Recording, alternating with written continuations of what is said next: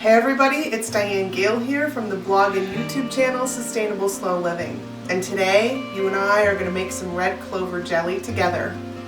I love to wild forage food whenever I can. And lately the red clovers have been calling to me as I've been taking my morning walks. But just look at these. These are lovely. They are really, truly lovely. I'm trying to get it so that you can really see them.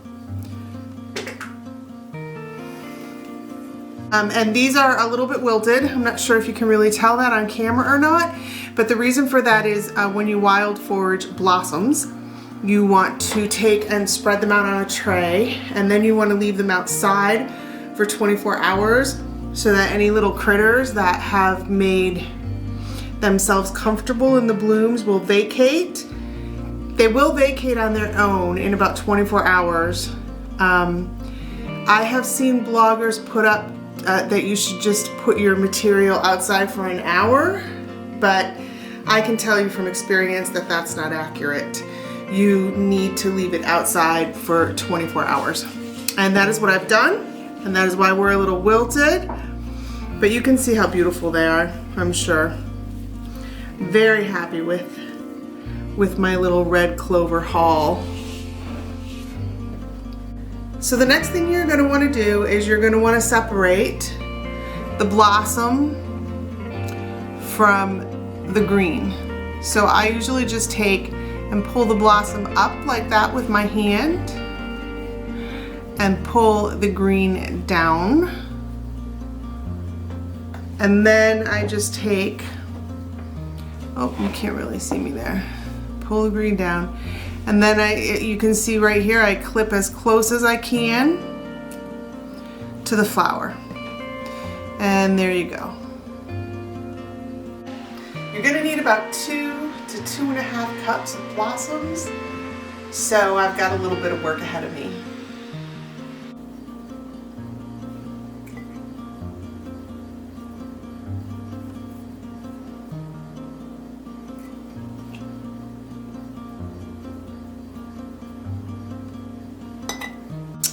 I am going to call this a solid 2 cups of blooms.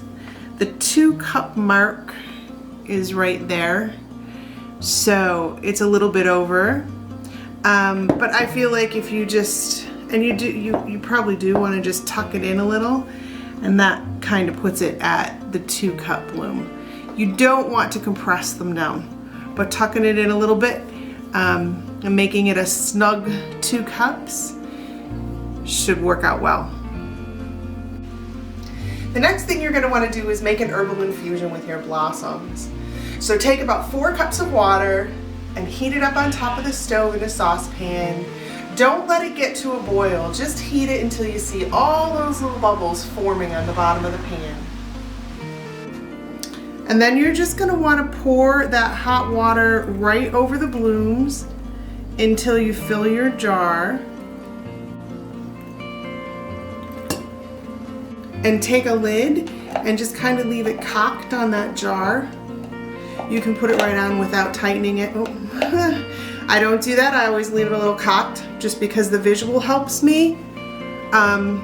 You want to keep a lid on while it's cooling because the volatile oils are going to be released from the blooms.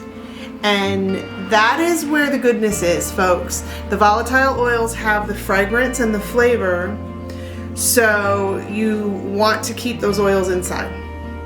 So just put your lid on a little bit half cocked because obviously the liquid is too hot for you to screw the lid down, and let this sit for at least 8 hours. I'll be honest with you, I'm just going to leave this sit overnight. There's no reason that I can't get back to this tomorrow. All right, good morning everyone. This is looking really good. It has a really nice color. I was hoping that the color would be kind of pink, but it's not. It's kind of it's more yellow. I'm not gonna lie, I've never made red clover jelly before. As a matter of fact, I only made jelly one other time, and it was a total flop. But I'm gonna jump in and give this a try, and we're gonna see how it turns out. I strained the blossoms out of that infusion, and then I took 2 cups of the infusion and I put it in this pan. I'm going to turn the heat up to high. I'm gonna put in a 1/4 cup of lemon juice. I always wonder how, the lemon juice has to change the flavor. I've been wanting to learn to do jelly for a long time, and so I read a lot of recipes, and I've worked with recipes for a very long time, as many of you who have been following would know by now. And the lemon juice baffles me. I get that it's for preservation, but it has to have a profound effect on the taste. I guess we'll find out today. And then I'm going to take a package of Shore Gel.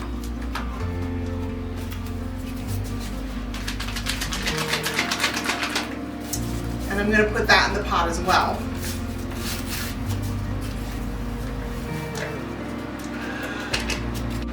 We'll mix this all up and bring it to a rolling boil. And you want to stir it often because you don't want it sticking to the bottom of the pan. You also want to sterilize your jars and your lids before you can. And I already have my jars in the oven heating up. They're in there at 175. And I have my lids in a little pan on the stove with a little bit of water. I'm going to bring that up to just before boiling. When you see all the bubbles on the bottom of the pot, very much like we did the water for, well, exactly like we did the water for the blossom infusion. And I'm going to leave them sitting there until just before I'm ready to use them. But while that's going on, I want to talk to you about the method of canning that I'm going to use today. This was creating a lot of foam on top, so I turned it down to medium, and I'm going to let it go like that for a little while until it gets a little hotter. So the method of canning that I'm going to use today is called the inversion method, and it's a very controversial method of canning, very outdated, many would say. It is not recommended by the canning experts. So any of the official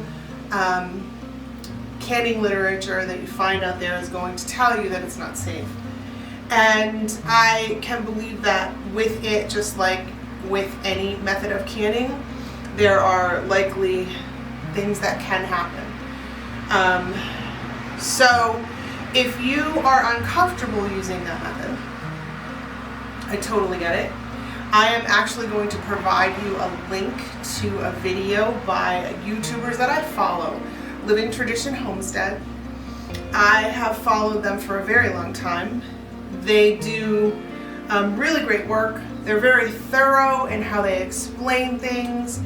I believe that they do a great deal of research before they present things, and I also think that they have a lot of experience, and particularly with this, it's something that I don't have a lot of experience with. So I will provide their link to their water bath canning video, which is an approved safe method to can this jelly. I'll provide that down below, and you can go and you can check that out if that's how you want to do it. But I'm going to do the inversion method. So basically, I'm going to make my jelly. I'm going to pour it into sterilized jars, leaving a little bit of headspace. I'm going to put the lid on, I'm going to put the band on, and then I'm going to tighten the band all the way, which is something that you don't necessarily do. You only do finger tight when you do other canning methods, or at least with water bath canning. I think with pressure canning too. But anyway, you tighten the band all the way, and then you turn the jar upside down in your kitchen on a towel, and you leave it sit that way for, I think I have to reference. The inversion, we have got a rolling boil. we have got a rolling boil. So we're gonna put sugar in. This is 4 cups of sugar going in here. So much sugar, I know. But that's another thing that I have to learn about canning. I don't know if you've ever canned. Maybe you can teach me a few things. But if you haven't, then we're here learning little bits together. There is a special Sure-Gel, a special pectin that you can use when you use other sugars. And I don't even know all the methods there are to use other sugars, but I think other sugars is the way to go. I'm just gonna get this stirred up and brought back to a rolling boil again. And I haven't learned all that, and I had a package of Sure-Gel here, and I just really wanted to make this jelly. So I'm winging it with the Sure-Gel and with the inversion canning method. I do have a friend who uses it. I'm not particularly afraid of having issues with my jelly doing it this way, and this is why. Even the inversion method produces a jelly that is refrigerator stable. I mean, just making the jelly, it's refrigerator stable. If you put it in a container, let it cool down, put a lid on it, and put it in the fridge, you can use it right away. And the inversion method of canning also makes it refrigerator stable. So there's not very much jam here, or jelly here. There really isn't. And we'll probably eat 2 jars of it ourselves, and we have new neighbors across the street, and she is all about herbal products and making her own. She does some really great things. And I was planning on gifting her the other 2 jars. And when I do that, I'll let her know how it was made, and that it has to be consumed right away. So I'm not uncomfortable using this method today. I think it's going to work out just fine. Alright, the sugar is just about melted in this. Now we're going to want to bring it to a rolling boil again. And then we want to let it boil for 1 minute.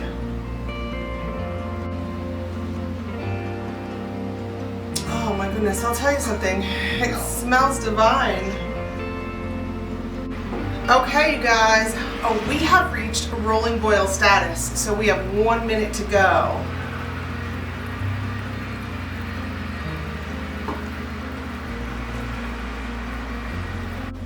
So it's boiled for 1 minute.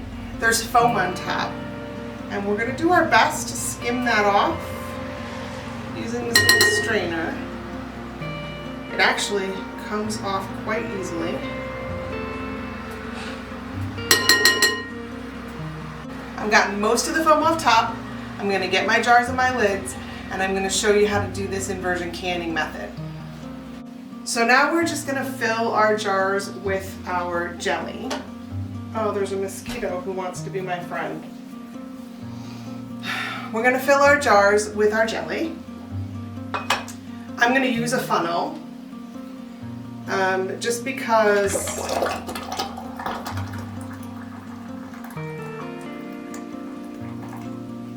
I know particularly that first jar was going to be hard to pour because that pan was just full enough to make it difficult.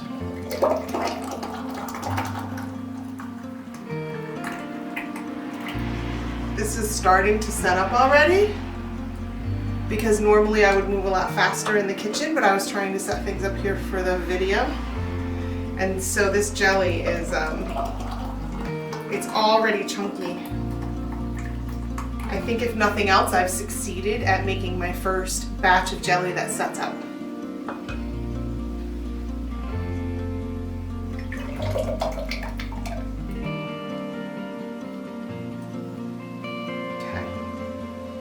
We're not going to worry about this guy. We're going to eat him. This does have a really pretty pink color. The next thing you're going to want to do is you're going to want to wipe around the rim of your jars. This jelly is really setting up on me because I can't move quickly enough.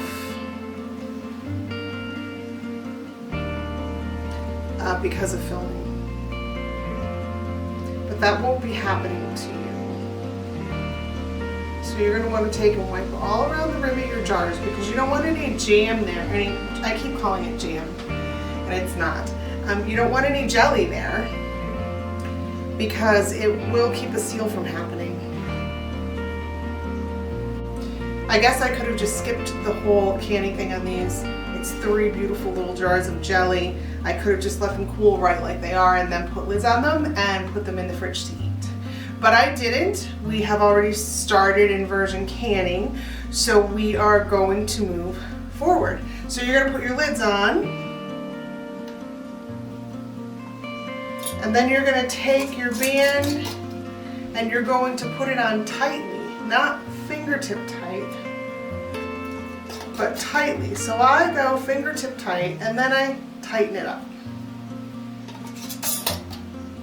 At least that's what I'm doing right now because this is the first time I'm doing it. All right, and then you're going to turn it upside down. I'm going to go set a timer and I'm going to let that sit like that for about 45 minutes, and then I will turn it upside right. And probably sometime this evening, you and I are going to try some together, but we're definitely going to have to leave it plenty of time to cool. I think it'll be cool by this evening. It certainly should be. We will find out. I will be back either this evening or in the morning, and you and I are going to have some red clover jelly. So I am back. The jelly is all set up. It's set beautifully. I'm very happy with that. I feel like I've made progress on my jelly journey. It came out wonderfully. I've been digging in this jar because I was taking still photos for the blog.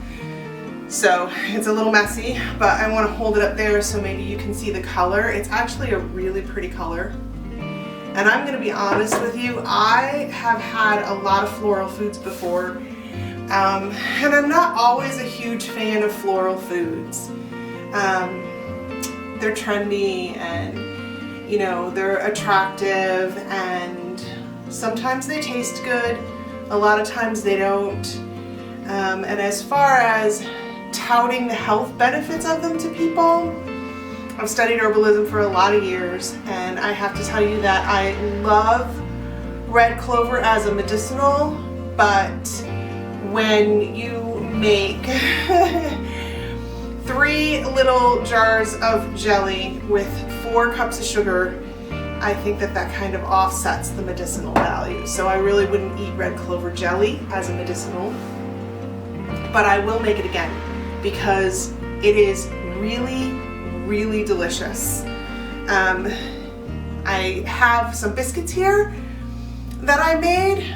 I'm putting together a free cookbook to go on the website, a cookbook of summer recipes. I'm hoping that I have it done before summer ends so that I can put it out for you guys. If not, I'll start in on the fall one, and you know how everything is right now with a move. It's just up in the air, those of you who are always here.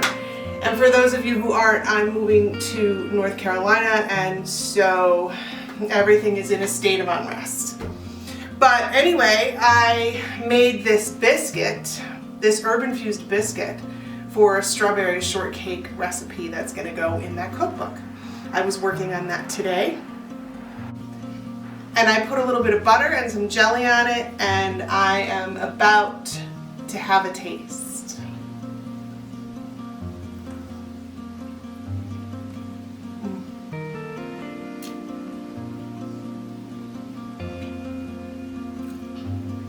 It really is good. I will definitely make it again.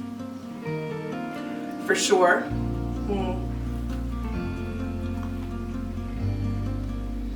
There always has to be a second bite. I will make it again for sure. There is no doubt. And I think that you should make some too. And that biscuit, by the way, it's phenomenal. So look for that cookbook to come out. Oh my gosh, I hope that I can get it done this month. Anyway, if you have not already hit the subscribe button, please do that now. Don't forget the notification bell. so that you get notified every time that I do a new video. And as always, it's a pleasure having you here with me, and we will get together again really soon.